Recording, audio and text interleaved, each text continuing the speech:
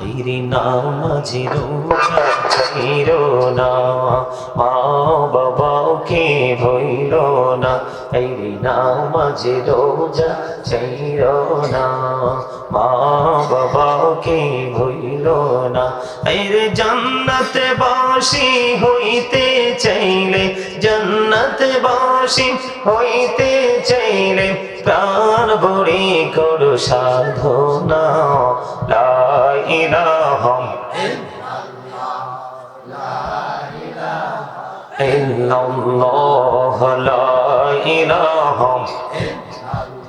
তুমি কাহুরে বানাইলা সফিউল্লাহ, তুমি কাহুরে বানাইলা রাজিউল্লাহ।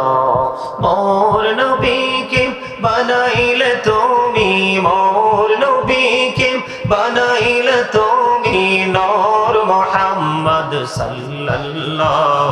লা ইলাহা ইল্লাল্লাহ, লা ইলাহা লা ইলাহা ইল্লাল্লাহ মুহাম্মাদুর রাসূলুল্লাহ সাল্লাল্লাহু আলাইহি ওয়াসাল্লাম। আল্লাহ আল্লাহ আল্লাহ আল্লাহ আল্লাহ আল্লাহ আল্লাহ আল্লাহ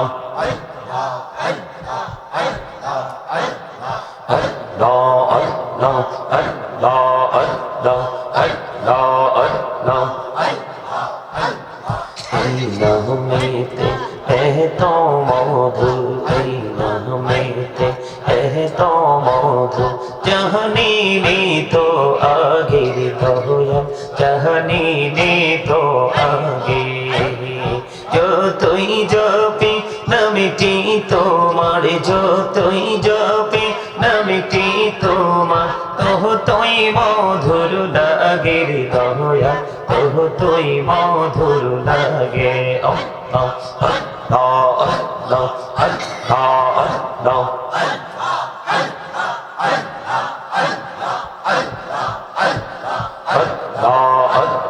Allah Allah तने बोलिया अगिरी बंदो, तने बोलिया रखीरे, तने बोलिया अगिरी बंदो, तने बोलिया रे प्राण बोलिया डकिले रे बंदा, प्राण बोलिया डकिले रे बंदा। गहना करबो महा अल्लाह अल्लाह अल्लाह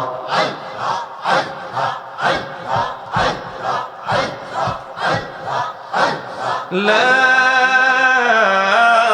ইলাহা ইল্লাল্লাহ মুহাম্মাদুর রাসূলুল্লাহ সাল্লাল্লাহু আলাইহি ওয়াসাল্লাম। উপস্থিত উলামায়ে কেরাম, দাড়ি পাকা আমার মুরব্বী বাবারা, যুবক ভাইরা, পর্দানিশী আমার মা ও বোনেরা, বিশেষ করে আজকে রঘুরামপুর দক্ষিণ পাড়া যুব সমাজের উদ্যোগে পঞ্চমতম ইসলামী সুন্নি মহাসম্মেলনের আয়োজন করেছেন।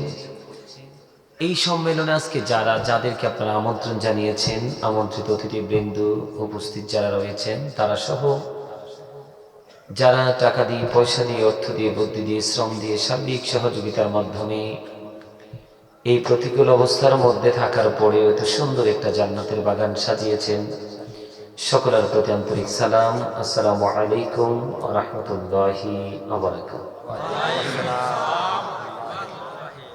আমরা আল্লাহ রাব্বুল আলামিনের দরবারে লক্ষ কোটি শুকরিয়া জ্ঞাপন করছি যে মহান রাব্বুল আলামিন আজকে আমাদেরকে এই রঘুরামপুর দক্ষিণ পাড়া ইসলামী সুন্নি মহাসম্মেলনে আসার তৌফিক দিয়েছেন, বসার তৌফিক দিয়েছেন।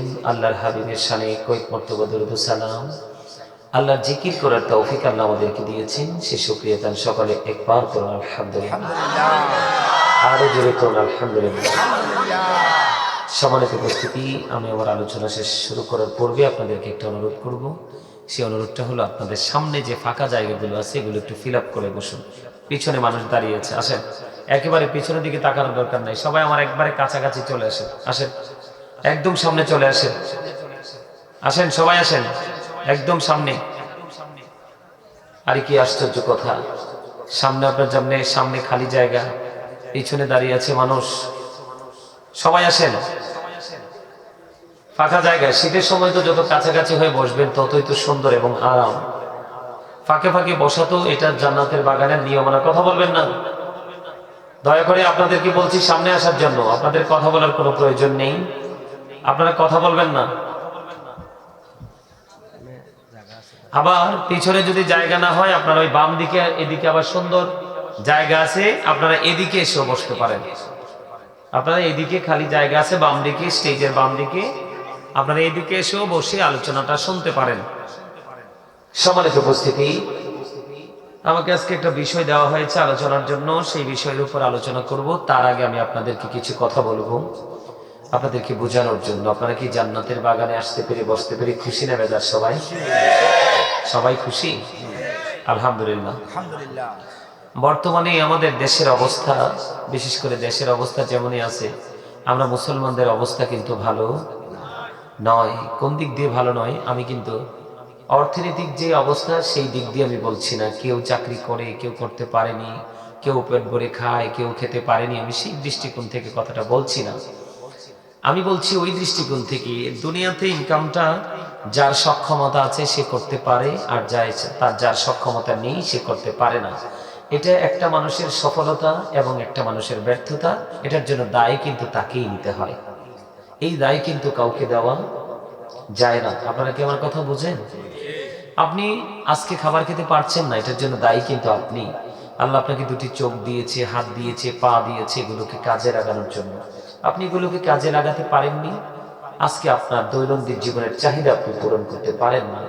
এটা হচ্ছে আপনার পার্সোনাল ম্যাটার, একেবারেই এটা আপনার একান্তই ব্যক্তিগত একটা সমস্যা। কথা বলেন না কেন?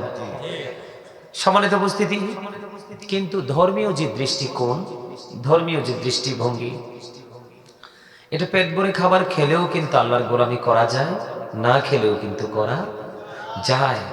এটার ক্ষেত্রে কিন্তু হিসাব আলাদা। তো আমি সেই দৃষ্টিভঙ্গি থেকে বলছি, আমরা মুসলমান, হিন্দু, খ্রিস্টান, বৌদ্ধ, ইহুদি, নাসারা যত আছে বেঈমান, যাদেরকে এক কথায় বলা হয়, কি বলা হয়? যাদেরকে এক কথায় আমরা বেঈমান বলি। হিন্দু থেকে ধরে যা আছে সব কিন্তু বেঈমান। কি বেঈমান? এখন বেঈমান সম্পর্কে আল্লাহ রাব্বুল আলামিন বলেছেন, ইন্নাল কাফিরিনা কানু লাকুম আদুব্বুম মুবিনা। আল্লাহ রাব্বুল আলামিন বলেছেন, the heretics are the eternal enemy of the believers. ঈমানদারদের প্রকাশ্য শত্রু হলো বেঈমানেরা। সম্মানিত উপস্থিতি, এটা একটা জান্নাতের বাগান। এখানে আসলে গুনাহ ঝরে যায়, বসলে গুনাহ ঝরে যায়, শেষ পর্যন্ত বসে বাড়ি পর্যন্ত পৌঁছাতে পারলে আল্লাহর প্রিয় হওয়া যায়। ওমা সুবহানাল্লাহ বলতে পারেন না? আমার চাচা কিন্তু পিছন দিক থেকে ঠিকই সুবহানাল্লাহ বলে ফেলছে, আপনারা বলতে পারেন না। সম্মানিত উপস্থিতি, আলোচনা শুনতে আসছেন না? মন থেকে আসছেন নাকি একজন গেছে সে তালে পড়ে আসছেন? মন থেকে তো।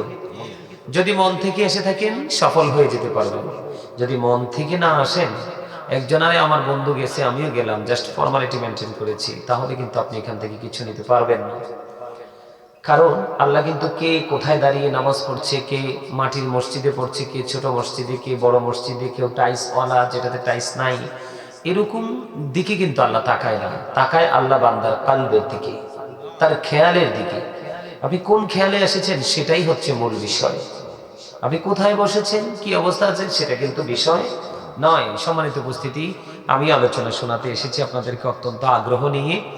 আমি এখান থেকে শেষ করে সোজা চলে যাব বরিশাল, বুঝতে পারছেন?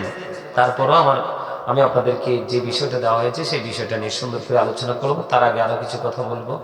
এর মধ্যে প্রথম কথা হলো, স্টপ ইউর মাউথ এভরিবডি। আপনাদের সকল আর জবানকে বন্ধ রাখতে হবে। দ্বিতীয়ত, সেকেন্ড হলো, you listening my lecture very attentively. আমার কথা সবাইকে মন দিয়ে শুনতে হবে। তৃতীয়ত হলো, এতক্ষণ দেখছেন না অনেকেই ছিল, এখন কিন্তু অনেকে নেই। তো যারা চলে গেছে, আপনাদের যদি ভালো না লাগে আপনারাও তাদের মতো চলে যাবেন। I say go to your seat out of sight. ওকে, ঠিক আছে? আমার কথা ঠিক আছে না? একদম কাটসিট কথা, যেটাকে স্ট্রেট ফরওয়ার্ড কথা। আপনি ভালো লাগলে বসবেন, ভালো না লাগলে সোজা চলে যাবেন, কিন্তু অন্য কাউকে ডিস্টার্ব করা যাবে না। এই জন্য বলছি কথাটা, হিন্দু খ্রিস্টান বেঈমান যারা আছে, আল্লাহ কি বলেছেন? বেঈমান কাফেরেরা মুসলমানের প্রকাশ্য শত্রু। বেঈমান কাফেররা কোথায় যাবে? আসা যাবে না, এখানে আপাতত ওয়াজ চলাকালীন হাসি বন্ধ রাখতে হবে। এই বেঈমান কাফেররা কোথায় যাবে? এটা আপনারা সবাই জানেন তো। বেঈমান কাফেরদের জন্য বড়